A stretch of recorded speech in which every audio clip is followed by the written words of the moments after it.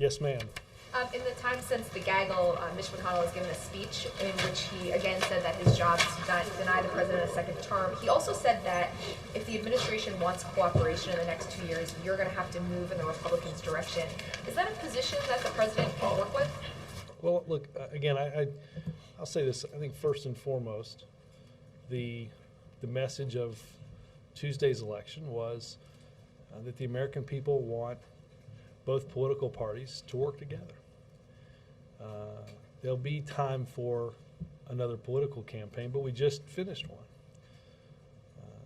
Candidates weren't elected to have more fighting in Washington or to refight the battles of the past 2 years. I think, again, what the president has said today in inviting Senator McConnell and other leaders to the White House on November 18th is to sit down, listen to each other, work together, and find common ground. I think that's what the election was about, and that's what the president is intending to do. But when you hear these remarks from McConnell, do you get the impression that the Republicans walked away from this election with that same message that you got? Well, you know,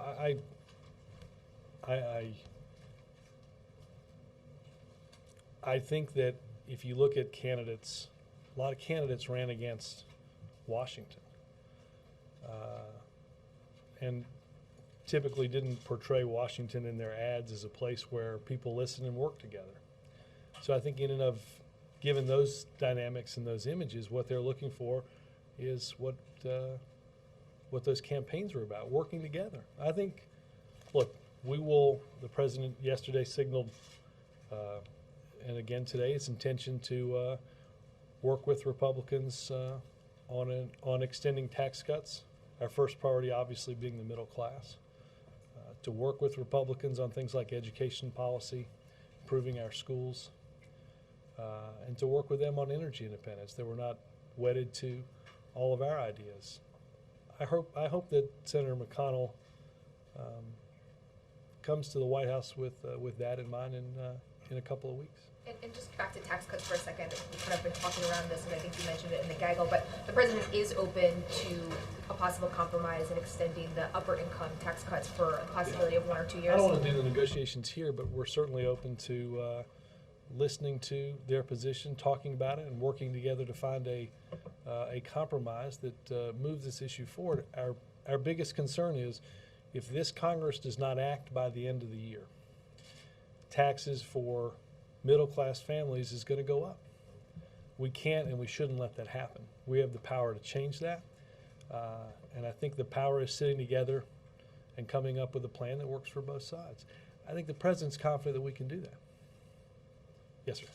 Robert, is the White House hopeful that the actions that the Fed took yesterday will help the economy grow? Jeff, they counsel me ad nauseum not to comment on the Fed, and I don't want to go crossways to said good counseling. I think one of the things that the election told us was people are rightly concerned and frustrated by the pace of our economic recovery, even as we're pointed in the right direction. I think that you'll see that is the focus of the president's trip abroad and broadening our market, broadening our ability to sell in markets like India, South Korea, and throughout Asia. And that's what we'll be focused on. Are you concerned at all that there are countries that you will be meeting at the G20 who have reacted poorly to this and saying that it will hurt your ability to get Jeff, I don't want to get into commenting on the actions of the Fed. One other thing. Sure. You mentioned this morning, and the president mentioned this morning, that taxes will be one of the major priorities during the lame duck session. What other priorities would you list in the next couple months? You know, I think the president listed this, and I think it's very important, and that is getting ratified a new reduction in our nuclear arsenal with Russia by approving the START treaty. And again, I think this is a place where bipartisan traditions have always held. The very first START treaty passed 93-6. The most recent treaty was approved 95-0. There was a strong bipartisan vote out of the Foreign Relations Committee on this, and I think that's why people from Sam Nunn on the Democratic side to Senator Lugar on the Republican side, Henry Kissinger on the Republican side, George Shultz on the Republican side, believe that reducing our nuclear arsenal is a good thing. I think there's some other pieces of legislation that are close that we didn't finish at the end, things like child nutrition, which obviously is a huge priority for the First Lady. And no doubt we want to get our budget director confirmed.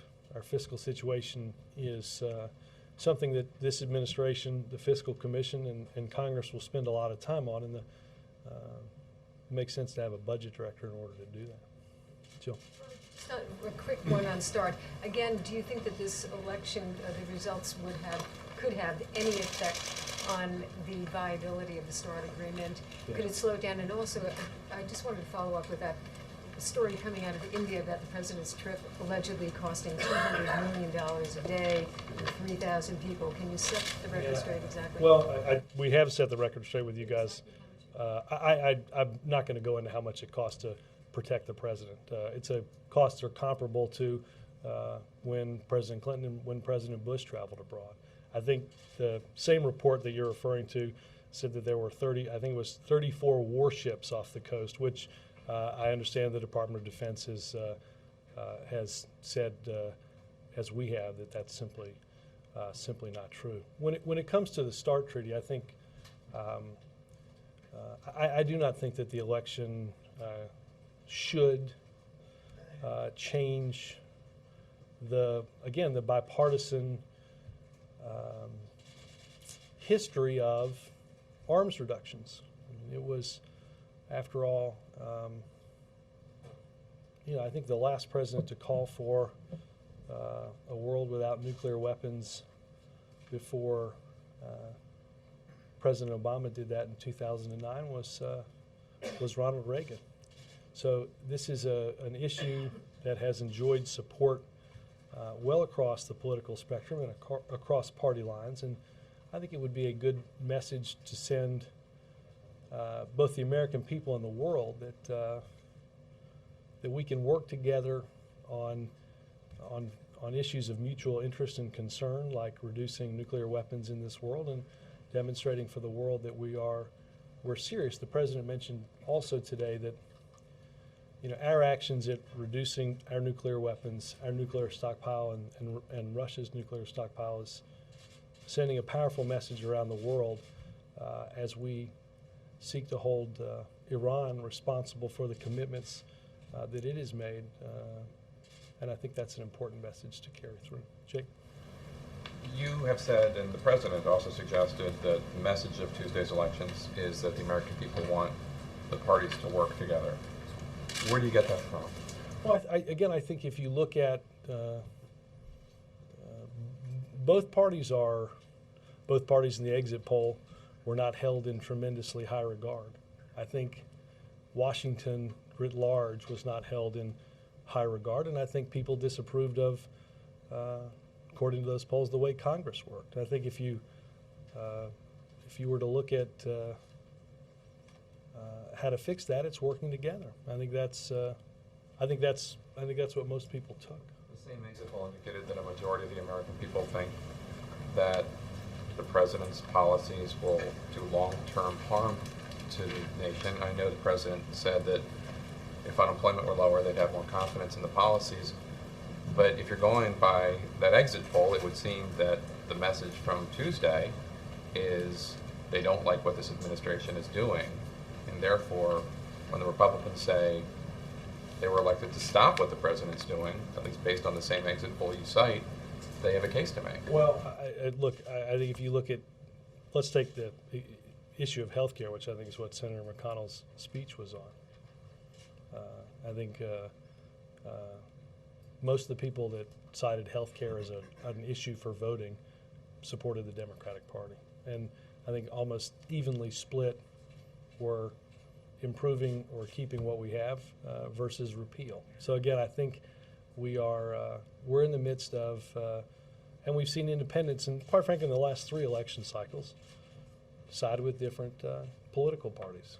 I think that's because they want Washington to work for them, not against them. And I think that's, again, that's the message that we took from this campaign. Well, since Senator McConnell today did say that the Republicans would be pressing repeatedly, in his words, to repeal the health care bill and to repeal the financial bill, he suggested also the financial regulation reform.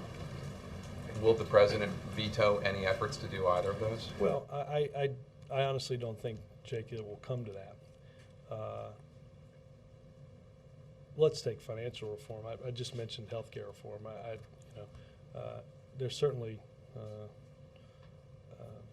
nothing in the message, I think, that came out of Tuesday that suggests that going back to the healthcare system that allowed insurance companies to control whether or not patients that think they have policies are covered when they get sick. I don't think any data suggests that that's what people want to see after Tuesday. And as it relates to the financial reform, there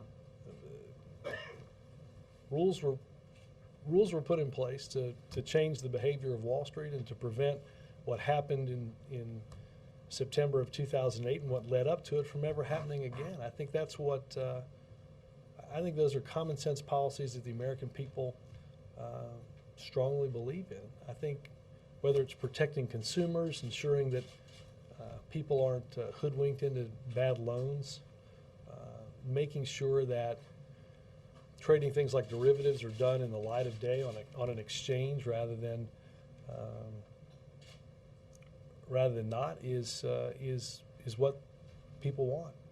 McConnell said he's going to try to, if he can't repeal the bill, which he suggested that Republicans won't be able to because of the president being in the White House and Democrats still controlling the Senate, they will at least try to starve the health care bill by depriving it of funding. I should have been more specific. Would the president veto those kinds of efforts? Again, Jake, I don't think I don't think we'll get to that. Bill. The president indicated an openness to the repeal of the 1099 aspect of the health care law. Are there other provisions that the White House has identified that you guys think could go or be revised? Any specifics at this point? Well, look, I think that's, Mike, I think the president looks forward to hearing from, during these upcoming meetings, what Republicans, what's on Republicans' minds as it relates to that. I think, again, the issue of 1099s was something that many have talked about changing because, as the president said, the burdensome paperwork on business doesn't make a lot of sense. So I don't want to speak, quite frankly, for what aspects of that they'd like to see changed. I think the president believes that it is dangerous to go back to, as I said earlier, a system where insurance companies made decisions rather than doctors and patients, and that some of the protections like family being able to keep somebody up to the age of 26 or not being denied coverage because of a so-called pre-existing condition are important protections that the American people don't want to see rolled back. Are there any red line provisions or whatever that you think are deal breakers in terms of that absolutely have to stay if there are negotiations? Well, again, I think I outlined a series of them. Again, I don't want to speak for what the Republicans have in mind. I think the president believes that many of the protections that he's talked about over the past many months are very important. Obviously, you and the Pentagon have spoken about the India stories that have been out there. Are you surprised that there are kind of these stories about lots of protection or more planes than usual? Is there something about this trip that's different than others, or? Well, no, I don't. Look, I mean, whenever you move any president in a foreign country, you not surprisingly take certain precautions. This is the first stop on our trip is at a memorial for victims of a terrorist attack, November 26, 2009, at the hotel we're staying at. So, obviously, the Secret Service takes the duty of protecting this and any president seriously. They do an amazing job, and they'll continue to do so. just trying to make sense. Just trying to make sense of why, and he's traveled overseas before. Why are there articles this time about this trip being different than perhaps others? It's a good question for whatever media is writing these stories in India. Can I just follow Are up? you guys reopening healthcare? So you believe this is a settled issue? I think again, I think the president mentioned something specific yesterday, and I think Democrats and Republicans want to change that paperwork So requirement. you'd be okay on that, but nothing else? Well, again, Chuck, I don't know what I don't know what their list is, but I will say that I think Senator McConnell said today we should listen to. We listened to the American people. Well, again, the exit poll we cited was evenly split, so I don't know what he heard that the others didn't. Well, I guess to go with that, the exit poll is evenly, that is a fair way to read it, evenly split. That does mean half the country or half the folks that went and voted don't like it at all. It Should also there be means- some acknowledgement? it also means But half is there the- anything I to, mean, that's what I mean, but is there any, do you feel that you should open up this for some discussion for more additional things than just this paperwork? Again, we look forward to having meetings and people bringing constructive ideas. Reading these exit polls a little bit, there's a couple things that stand out. One is there was clearly a Democratic-based problem. Didn't show up. A lot of voters didn't show up in Missouri and Pennsylvania and Ohio, turnout down compared to 2006. Why do you guys think that is? I have not talked to some of the political folks on that. I mean, obviously, I don't know whether I don't know what in those particular states or among those different regions might have impacted it. Obviously, we saw in some places Democratic enthusiasm and turnout up. It certainly varies from state to state. Do you guys take from this election that you have a policy problem or a communications problem? Well, I think we have I think we have economic problems. I think we have 8.5 million people that lost their jobs. I think, and I think what the American people want both political parties to do is stop the squabbling and start working together. That's what we took. That's what the president has offered Republicans and Democrats in coming to the White House and in continuing that conversation. I think that's what you'll see over the next many months. By the way, should we expect a golf outing between the speaker-to-be and the president anytime soon? I have to say that Mr. Boehner looks like a pretty good golfer, so I'm not. I think he might take some money from the president on that. I'm probably in trouble for saying that now. Gambler. Go at that a little bit. I mean, for all of the talk yesterday, today, of cooperation and reaching out and working together, what the president said yesterday didn't indicate that he thought there was anything wrong with his policies. He blamed everything on the economy and nothing on his policies per se. Again, I think, Bill, 60-some% of the people said they voted based on the economy. I think the president, and I think he said this yesterday, that and certainly has before, that the pace of economic recovery is one that has frustrated he and the American people. Sure, but a number of the people who fall into the category of people who voted based on the economy believe that the economy is in the state it's in because of his policies. Yeah, again, I don't think there's many economists that would. Again, I mean, if you look at where we were in when the president took the oath of office and the jobs report for that month and where we have been, we're obviously in a different direction. Laura?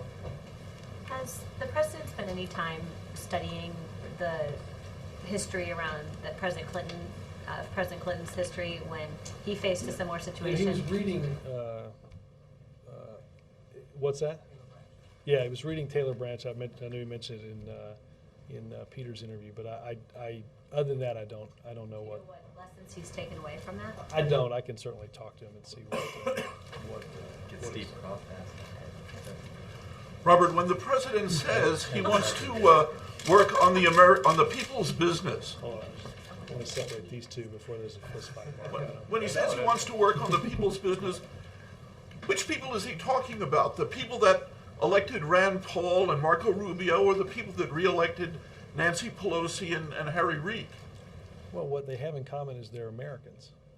We That's have. about it. I mean, they have irreconcilable differences, don't they? You know, the president spent a lot of time traveling around the country, and I think he always said that there were, you know, we tend to put people in boxes and all that sort of stuff on television, and everybody disagrees on this and everybody disagrees on that. I think that I haven't been in a room with those leaders per se, but I bet if people listen long enough, they'd find things that they agree on. They find things that they could work on. Is everybody's is the solution that everybody brings to the beginning of that meeting going to be what we all walk out with? Probably not. It's going to take some give and take on each side. That's the way we're likely to make progress. I don't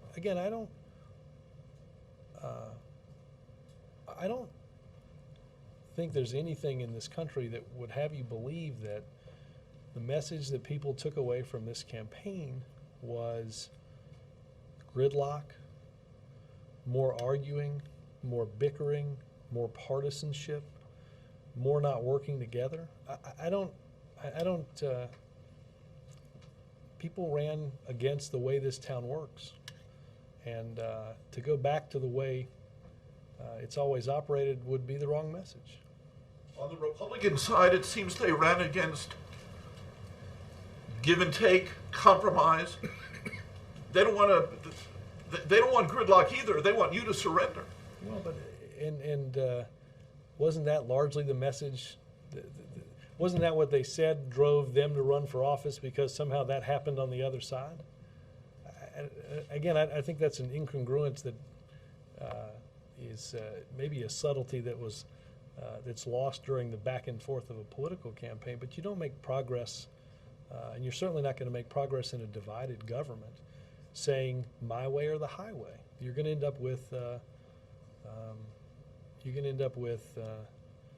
a lot more of what drove people away from having faith in both parties and in their government. And I don't think that's what the American people want to see. I don't think they want to see an endless recitation of last week's battles, because we have problems that we haven't faced and that we haven't dealt with, and that we know if we don't are going to put us at a competitive economic advantage as it relates to the rest of the world. I know that's not what the president doesn't want to see that, and I think I think you have a good number of Republicans that believe that too, Mark. Earlier, you mentioned the president would invite CEOs to the White House to help reset relations. Do you have any details on timing or who? Or? Not yet. There's been some internal discussions about it, but there's no details beyond that. Is it part of a series of meetings that you're Well, planning to have? you know, we've had a series of CEOs in for several years, lunches, events, and I think that we'll not only continue that, but talk a little bit and do a little bit about what the president talked about yesterday in terms of business. And what's the state of play on the free trade agreement with Korea now that ahead of the president's trip? Well,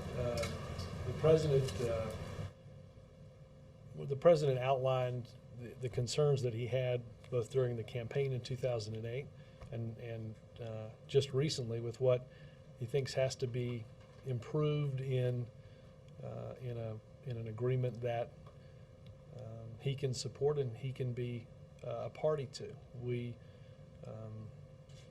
Whether it's autos or whether it's other issues, we know that we've got to make some progress, and I think both sides are going to sit down and see if they can make some of that progress. And if we can make enough progress to where the president feels, like for instance on autos, there's a better deal for our automakers and for our workers, then it'll be something that we can support. If not, then we'll have to keep trying. How likely will it be that it is announced during the trip? I think that depends on the negotiations. I think that depends on the progress that's made in changing what the president felt was an agreement that was tilted against auto companies and auto workers here in this country. Beyond the meeting on the 18th, is there any sort of a plan to create some sort of structural, bipartisan something going forward to address the new reality in Washington? I don't, maybe I'm not following, like what? There's this bipartisan meeting happening on the 18th. Is there any plan No, to no, make I a know it's regular, here. is there, right, is there any plan to make some sort of a regular White House bipartisan event, something Yeah. going forward? You know, I know we have, again, we've talked here, and I think the president's anxious to talk to leaders on both sides on the 18th about what do they think are the ways best going forward. I know the president is, as you heard him say in the cabinet room, this has to be, and it will be more than just a photo op. We obviously have substantive business to work through, and issues that we have to make progress on. So I anticipate that this is the first of many. And you said there are no major staff shakeups to announce, but is there anything minor either in the Office of Legislative Affairs, in the White House counsel's office, to deal with investigations, oversight that may be coming down the road, staffing up for? None that I've heard of or that I'm aware of are. Robert, just two questions. Probably Last just year, two, aren't there, Lester? yeah. Last year, that influential Democratic leader, James Carville's new book was entitled 40 More Years, How the Democrats Will Rule the Next Generation. Have you and the president read this book, and if so, what was your reaction to it? I have not read the book, and I don't know that the president has either. So it's hard for me to comment on it. I haven't. Could you specify which trip President Bush ever took which cost $200 million a day? Well, Lester, this trip doesn't cost $200 million a day, so. That was what was reported all over the world. So let me get this straight, Lester. Another questioner asked about it. So, Lester, you subscribe to the veracity of everything that you read in the press, right? No, not everything, Oh. but several things. But just the things that you previously agreed on that you agree with? Are you denying We that seem it's- to be several slips, Are you several denying steps down that the it's slippery slope. $200 million a day? I for about the third time, yes. You're denying. How much is it then? I'm not going to get into what it costs to protect the president, but the same report, Lester, if you don't believe me, which I can understand, surely you would. I'd like to believe you. I enjoy you very much. Well, I appreciate that, Lester. Should we leave you two guys alone? With a Slurpee and a twisty straw. Can I, again, Lester, I think the same report said there were 34 warships. Yeah. Yeah, the Pentagon said that's not true. Oh. Well, I just follow Robert. but nobody's denied the 200 million except you. All right, I don't. We now seem to have come almost full circle on a circular argument, haven't we? If I'd read it somewhere else that it was a different cost, would it be true? You just said you believed everything that you. No, this came from a number of different sources, Robert. You've talked to them. No, I've read them. So again, if you'd read that the cost was different other places, how would you reconcile those differences? I'll just have two questions on that tomorrow. Peter? Thank you very much. We do the questions here, Robert. It's a good thing, right? Sometimes.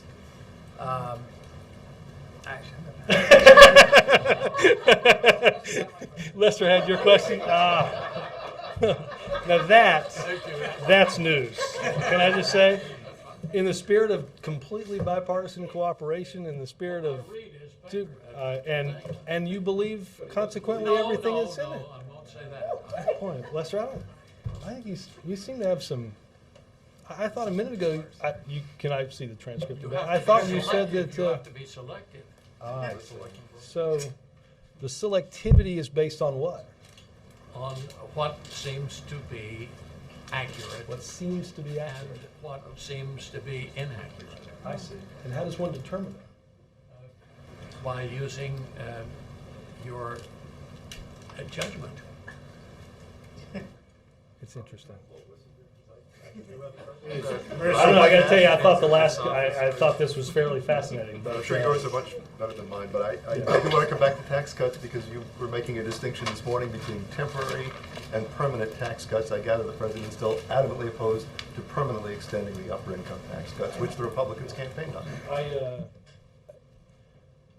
The president believes, and I think there's common agreement on extending permanently the middle class tax cuts. And as I said earlier, I think it's important to understand that what happens if we don't act by the end of the year. Those tax rates will go back up. I think there's common ground to be found in how to move forward. The president does not believe, and I think would not accept permanently extending the upper end tax cuts, which we know the cost of that is borrowing $700 billion over 10 years. But that having been said, I think there's I think there's something that can be come to between that. But when he said he was ready to negotiate, the one thing, part of it that he's not ready to negotiate on is a permanent upper income tax rate. Yes, ma'am. Robert, Michael Steele yesterday asked for a meeting with President Obama. And will the White House grant it in the era of consensus? And he says that also that he's for consensus, but the president governs from the left and he needs from the far left. I'm sorry. Yeah. The president is governing from the far left, Right. and he needs to come to the center for there to be a consensus. What say you on those questions? Well, look, I think consensus is, again, not going to be 100% of what anybody wants. So I guess the question for Mr. Steele would be, does he believe consensus then is 100% of what he wants? Will the president grant Mr. Steele? I have not heard from scheduling that there's a pending request. If you do get a question from... I'm not going to speak for scheduling on that. I mean, I assume that the arguments that the chairman of the Republican Party is going to make would be brought up by those that are in the Republican leadership in the House and the Senate. So it would be a redundant meeting if he were to come, if he were to ask, so you would say no, basically. Again, I just think the viewpoints that I assume is, well, most of his statements are in line with what the leaders have said. Obviously, there have been some divergence on some issues. Thanks, Robert.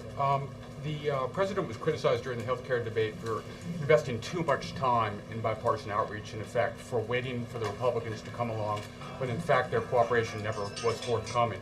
Is there a period now where the president might see if Republicans are willing to meet him halfway, and if they don't, he may decide that time is not well spent, and bipartisan cooperation is just not going to happen in this new reconfigured Congress? Peter, as I said this morning, I think we now have, and I think, let's be honest, Republicans now control and have a responsibility for governing half of Congress.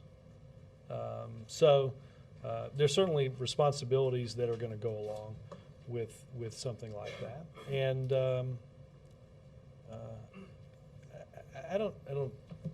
I think the president's eager to sit down, eager to listen, and eager to work together. I have not heard him or others discuss what happens if. Again, I think where the message we took from this election was working together. Okay. Going into the G20, does the president have a message for emerging markets of these fast-growing economies like Brazil, who are worried that the actions of this country are going to create bubbles in their own? Well, look, what we have talked about at each of the G20s is the need to find strategies for balanced growth, and the president has discussed throughout this the fear that what we have seen that's driven economic growth in the past, the sort of bubble and bust economies that may in the short term drive demand, but find the consequences of that demand on the back end detrimental, that we certainly can't continue to also do that on a worldwide basis. We can't, the American consumer can't drive worldwide demand, which is part of the reason we have to open up other markets around the world and emerging markets for the sale of our goods. And look, I think Secretary Geithner at the G20 finance ministers meeting talked about and got the cooperation of those throughout the world in seeking a path toward that balanced growth in the future. Yes, sir. Robert, back on the McConnell speech for a moment. He said, quote, "I don't want the president to fail, I want him to change." You could decide what degree of wanting to compromise that is, but do you really believe he doesn't want the president to fail? Well, look, I'm going to let he and his spokespeople speak for him. Again, I do not think that the American people, 2 days after a contentious election, believe that the next election should start the next day.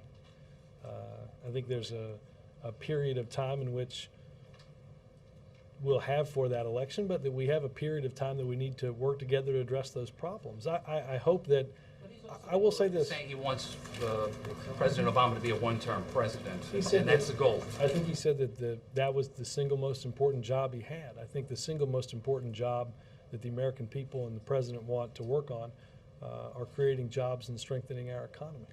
Yes, sir. Yeah, thanks, Robert. Question or actually a couple questions. A couple weeks ago, there was an Indian farmers settlement. The president still has an outstanding request for $1.25 billion to settle with what the Justice Department says are 66,000 African American farmers discriminated against by the USDA between '81 and '96. Beyond compensation, first question: would there be like accountability on that? I mean, will the administration insist that some of those USDA employees who did practice discrimination be fired or disciplined? I would point you over to USDA in terms of what was listed inside of that settlement related to things like that. Okay, but I mean, will there be a accountability aspect to it? Again, I've not read the judgment of the settlement, and I would point you over to them. And the second question would be, where do you think that request for $1.25 billion stands now with the new Congress? I know that it was outstanding in the last Congress. I don't know if it will be in, and I don't have an update on whether it would be in spending bills that would be done by the end of the year. I don't know the answer to that. Democrats control the Senate now. Will it possibly go through because Republicans were the holdup Again, in the Senate? I don't have an update on the settlement. But I mean, do you think though the climate is more conducive for it to come through the White House and the President have said that he wants it to go through Congress? He does in April. Again, I don't have a legislative update on this. John? How quickly would you expect the President to name a new director of the National Economic Council? And should the American people anticipate that there'll be any changes in the President's cabinet between now and early next year? Look, I know that obviously there are and have been organizational meetings that have gone on through here that the Chief of Staff is a process that he's overseeing. We are, I think, in the preliminary stages of selecting a new NEC director. So I don't anticipate that in the next couple weeks we'll have any announcements on that. And I know of nothing in terms of the cabinet. Again, I think there's a natural cycle of people coming into the administration pledging to stay for 2 years and returning back to the pursuits or either new pursuits that they had or that they have or what brought them, what they were doing before they came here. Yes, sir. Yes, we know that the currency issue would be is high on agenda for the president's trip to Asia, and will the White House push harder on the issue because in response to the result of midterm election? Well, look, it was a concern of this administration. It's been a bipartisan concern of Capitol Hill even before this election. I don't think that that concern certainly in any way is lessened. The President and the Secretary have said that China has to take steps and that we will evaluate and watch what they do. And I have no doubt that this will be a topic that is talked about at the G20 and at the APEC meetings and directly with the Chinese. Bill? Sorry. And Reuters has a report say that by NSC Senior Director Jeff Ballard, saying the U.S. and its ally are seeking to rebalance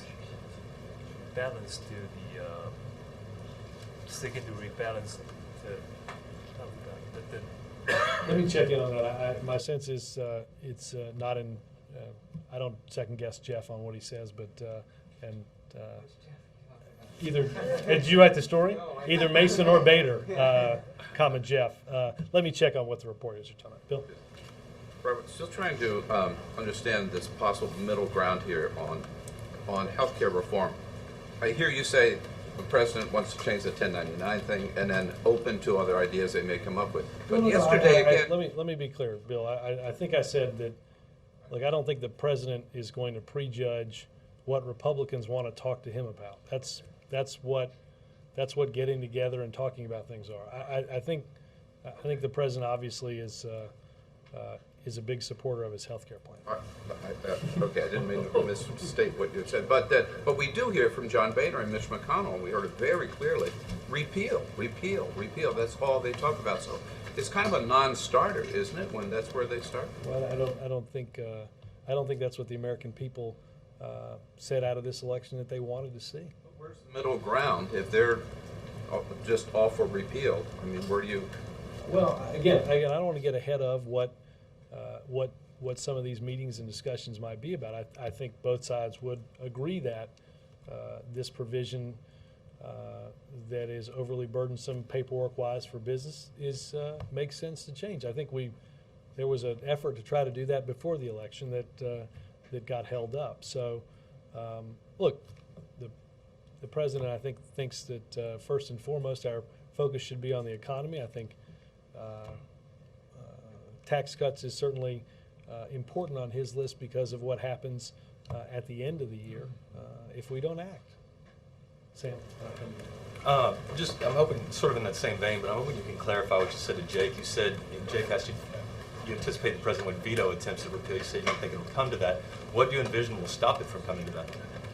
Well, I just don't think it's going to make its way through both houses. Let me also ask just on a different topic. Y'all are going out of the country for 10 days. Most of the people here are leaving. I know Bill's staying. The Republicans obviously won't stop talking while y'all are gone. Do you have a plan in place to sort of deal with what they're saying while you're gone? Well, not a how to stop Republicans talking plan. No, I don't. I can confirm that we don't have one of those. But look, it's on one of those warships that Les has. No, look, the president, I think, will on several occasions on the trip meet with the traveling press, and my sense is you'll likely ask about what's going on both over there and back here. That's expected, and that's part of it. Robert, yesterday at his press conference, the president seemed to acknowledge, at least in the short term, we're not likely to see a bill that would impose a price on carbon emissions. And I'm just wondering, how does he explain that to other world leaders who are looking to the U.S. for action on global warming? Well, I think what the president has said and there are certainly bipartisan proposals that would reduce the amount of greenhouse gases, but not necessarily have to be done through what is commonly referred to as a cap and trade system. You could, for instance, as many states have done throughout the country, have a renewable energy standard that said a certain amount of your power will be generated using renewable sources, which obviously would cut down by definition on greenhouse gases. I think there's I think that in this case, there's more than one way to skin a cat. I think there's the president has, and I mentioned this morning. The president has made some, changed a policy that had been that had not seen a loan guarantee on behalf of a construction of a nuclear plant in 3 decades. We entered into one of those just late last year. Again, that's generating power that way is by definition going to reduce greenhouse gases. So I think people are still concerned both about climate change as well as our ever-growing dependence on foreign oil. But there's more than one way to fix that. One of the ways that we've worked on is working with car companies to increase fuel efficiency standards, not just on cars and make that happen actually faster than the legislation requires, but also for the first time on trucks. Again, it's not a legislative thing. It's working with business to bring about change in energy. Ken? Thanks, Robert, I'd like to follow up on the question that Sam asked. Do you believe that the era of not attacking a president when he leaves our shores is over? Do you feel that, that given this climate, that there'll be no... Do I think Sam's going to attack the president when he leaves? No. You believe that this... Easy, man. But that would be again. Do you believe that the Republicans will honor that? I don't even know if it still exists, protocol or gentleman's agreement where when a president leaves our shores, partisan attacks are limited, shall we say. Look,